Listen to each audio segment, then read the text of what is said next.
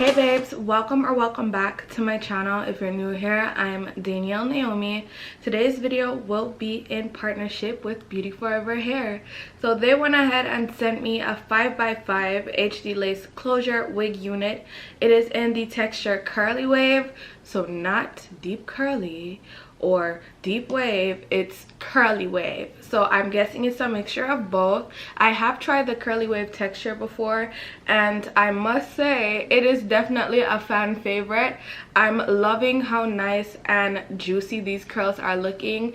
The hair is about 70% dry. It has just a few ways to go, but right now I'm not seeing much frizziness to it, which is perfect. That's something you definitely want to look out for when purchasing curly units. You got to take into consideration, like, how does it get when it's humid, how does it get when it's cold. Like, really and truly, I feel like this concoction really helped. So let me go ahead and tell you right now what it is. It is the Kenra Sleekening oil. Then I added water as well as Dove conditioner. Anyone from the line works. Put it in the spray bottle, shake it up, apply it to your hair, and brush with a Denman brush. I'm going to say it one more time, brush with a Denman brush. It makes a world of a difference to define your curls, and trust, like, you can see I'm loving these curls, everything. So that mixture with this hair, match made in heaven. So if you would like to see how I did this, just keep on watching. And as always, the links will be in the description box if you want to purchase off the rip. Let's jump into today's tutorial.